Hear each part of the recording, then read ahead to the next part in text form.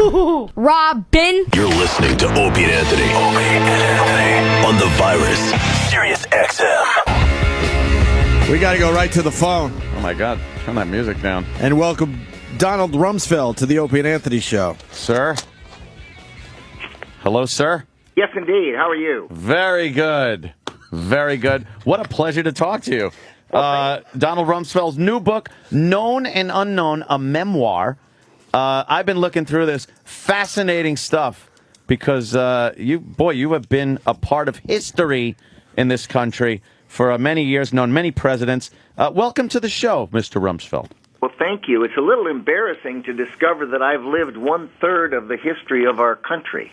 1/3 the history, and been involved in a lot of things that have gone on through history. Very Indeed. important. I want to mention that all the proceeds that I received from the book are going to go to the troops and their families. Oh, that's nice.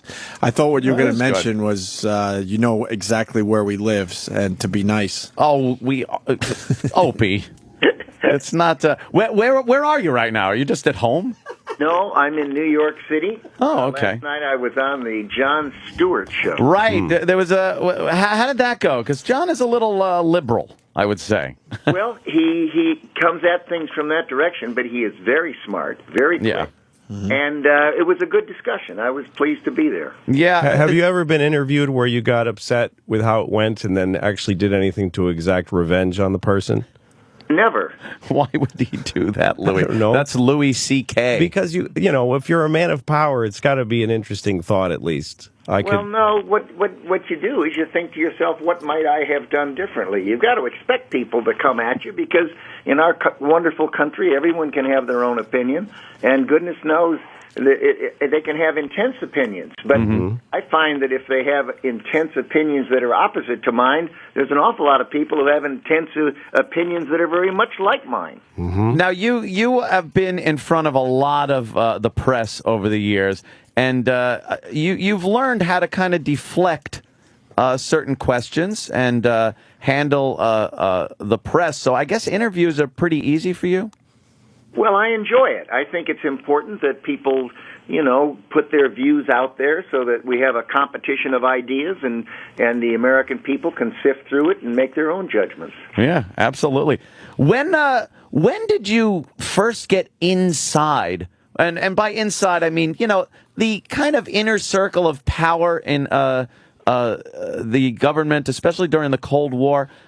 When did you just go from a military guy into becoming kind of an enigma, kind of a person of power and on the inside? How did that happen? Well, I don't have any idea. I was a Navy pilot. I knocked on doors, got a job working for a congressman in Washington. I'd never met a congressman. And then I ran for Congress and served during the Kennedy and Johnson era. And then I was in Nixon's cabinet and Ford's cabinet and worked for Reagan as special envoy to the Middle East, and then George W. Bush's cabinet. It just kind of all happened over the decades, and suddenly I'm 78 years old. But so haven't you, how does it feel to have, you've probably accumulated a lot of things that you know that you'll never tell anybody on the planet Earth, right? Well, not really. I'm interested in history. I love to read biographies, which is one of the reasons I took 4 years and wrote the book and tried to discuss what it was like being inside and how the decisions are made and how complicated they are when they reach the senior levels of government. I also created a website, Rumsfeld.com, where we've put hundreds of documents, thousands of pages from throughout my life so that people can read them and check things in the book. For example, if I quote a paragraph off a memo in the book, you can go to the website and read the whole memo. Oh, okay. But you must have lived moments where you were like, holy cow, no one but me and these two people are ever going to know this happened. And it had a massive impact on history. Well, there certainly are times like that, but over time, almost everything comes out. And there are moments when what's going on inside the White House is very sensitive and very private. But within any reasonable period of time, the much of what goes on becomes public, and the American people look at it. Yeah. Do you look at how do you see your legacy based on your career with George W. Bush? Do you see yourself as a fall guy? Do you see yourself as somebody looked upon as evil?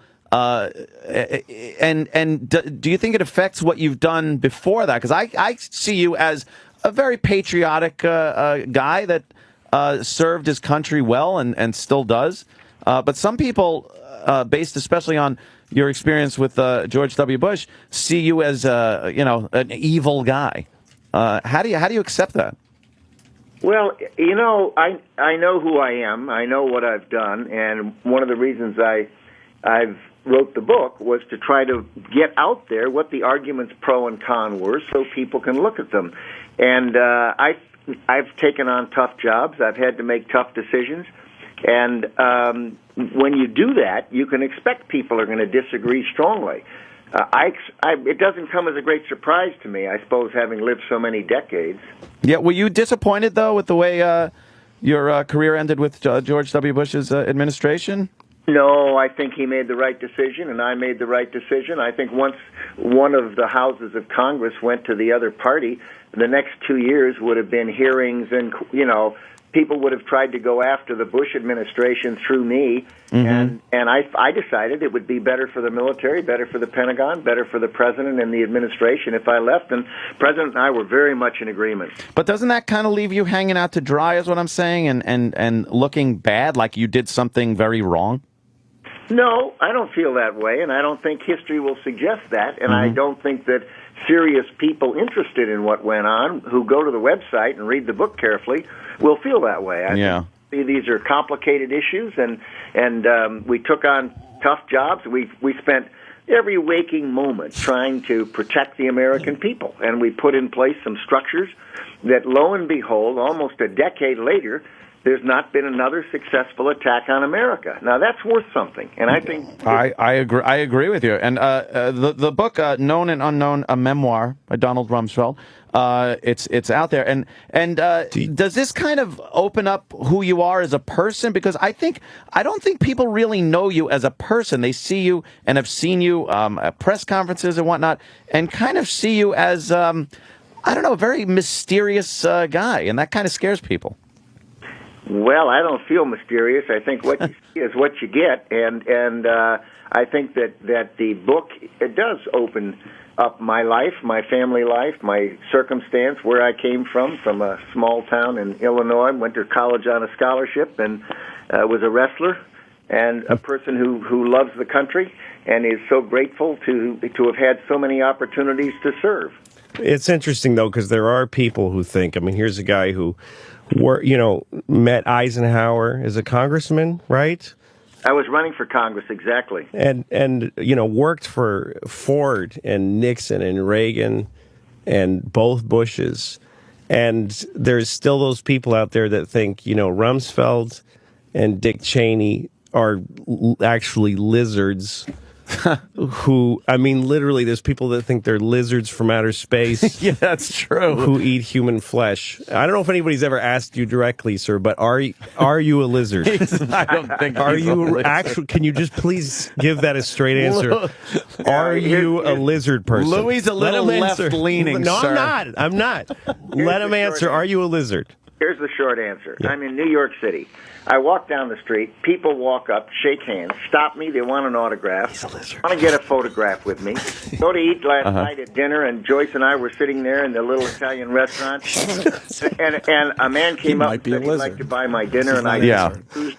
And it turns out I paid for my dinner. The next thing I know, the waiter comes back and said the man insisted to pay for your dinner, and here's your canceled receipt for paying. Oh, wow, that's very nice. There's plenty of people that... You didn't answer the question. He's not going to dignify... I think you're hanging around with the wrong people. He's not going to dignify an answer to, are you a lizard, Louis? Why not? Because he's not a lizard. What is the story about getting somebody paid for your dinner? I would pay for a lizard's dinner. I think I understood the fact that there are people out there that appreciate what he's done as a leader. And there's plenty of evidence that this guy is a well-decorated and appreciated American. And he has patriot? more credibility than almost anybody. Exactly. But I just want to know if he's a lizard. He's not a lizard. Stop it. I want to apologize, Mr. Rumsfeld. Louis C.K. is a stand-up comedian, and I do not share his ideology one iota. Matter of fact, we're meeting him for the first time. We don't even really know him. Yes. So we apologize. Exactly. It's usually just me and Anthony, but we said, what the hell, we'll try out this local comic. Mr. Rumsfeld, I want to ask you a little bit about the situation that's going on now in the Middle East. You are an envoy to the Middle East. What do you see happening there? What's your take on the whole situation? Well, I think what's happening is that we had good relations with many of the governments in there, in that region, and it was contributing to a stable situation with respect to the generally hostile attitude towards Israel, because an important country like Egypt had a peace treaty with Israel, and that was a valuable thing that Sadat did and Mubarak stuck with. The problem is that those countries did not move towards freer political systems and freer economic systems as rapidly as they should have, and the people are looking for opportunities. Very large populations that are young, and they don't have jobs, and they don't see opportunities, and they look around the world on television or Facebook or something, and they see other countries where people are doing well, and they become dissatisfied. So you have these kinds of turmoil and popular revolutions. Now, the problem is that, take Lebanon, for example, there was a popular revolution. Yeah, the Hamas wound up. Hezbollah ended up taking over, and that's a terrorist organization and repressive. Right. The same thing in Iran. Now, isn't that a worry? Like, especially when you have a revolution, as they did in Egypt, not a revolution, but protest, whatever you want to call it. The guy's gone without having another guy to put in there. Isn't there a worry as America as to who's going to be there and what kind of government's going to be in place? Absolutely. Everyone ought to be concerned, not just our country, but Europe and Israel and the neighboring countries. If the problem is that you can have a popular protest and revolution, and the winner is not the people that are looking for greater opportunity. The winner often is a minority group that is very disciplined, very well organized, and very vicious, like Hezbollah in Lebanon. Or like the Ayatollahs in Iran. Yeah. So you could get the Muslim Brotherhood. Oh, that doesn't sound good. Radical extremists. Exactly. Over Egypt, which would be terribly dangerous. Absolutely. Listen, and these are great questions, Anthony, and they're questions that Mr. Rumsfeld is going to answer better than almost anybody in the world. Yeah. But I still want to know if he's a lizard and if he is. Stop it. If he's tasted human flesh. No, stop. I just want to know. Mr. Rumsfeld, again, I want to apologize for Louis C.K. He's a stand-up comedian. He's playing at the Borgata. It's go to a legitimate. Look, if he's a lizard who has eaten people, don't encourage him. It'll just make him worse. I will stop the second I get a denial. I'll stop asking. Tell Louis that my grandchildren are listening. See? Well, listen, they have a right to know too. No, he's not a lizard, and he's not tasted human flesh. But you're answering. That's easy for you to say. I can answer because I know the guy is a great American, a great patriot. Yes, I totally agree with that. He's done great things for this country. And yes, Anthony, is he a lizard? Is Dick Cheney a lizard? No, they're not. They are people. Any Mexican babies? Have they eaten any human beings? Stop it. Stop it. I know, Mr. Rumsfeld, I apologize. Louis C.K. I paid for this microphone, mister. I want an answer. Funny. I don't understand it. Where do you see the where do you see the 2012 elections going? Do you see the Republicans taking the White House again? And who do you see as maybe a good front runner for the Republicans? I don't think there is one. I think it's one of those rare times when there's not an incumbent president running, and there's not a vice president running, and there's not an obvious person. And I think what we ought to do is watch them run around the track a while and see how they handle things. It's a tough job, as President Obama is finding out. It's a lot easier to campaign than exactly. It is and so I think we ought to watch all these candidates. There's some terrific ones running, and I think some of them have executive experience, some of them have a lot of legislative experience, and see how they handle. Because what's going to happen is they're going to get asked tough questions, they're going to get put in difficult positions, and we're going to then be able to see how their brains work, how they react, how they handle things, what kind of people they recruit for their campaign team, how effective they are in organizing. And all of those are attributes that are helpful for a president. Before the Lizard Council meets all right, and Louis. decides who to appoint. The Lizard Council doesn't appoint a president, and he's not part of the Lizard Council. If they do, don't you want to know? No. Don't you at least want to give him a chance to say, no, I'm not a lizard? I don't want to picture Donald Rumsfeld on the other end of this phone listening to you asking with red lizard questions. eyes. No, he's not with red. Tell him, Fred. The Virus. Sirius-XM. This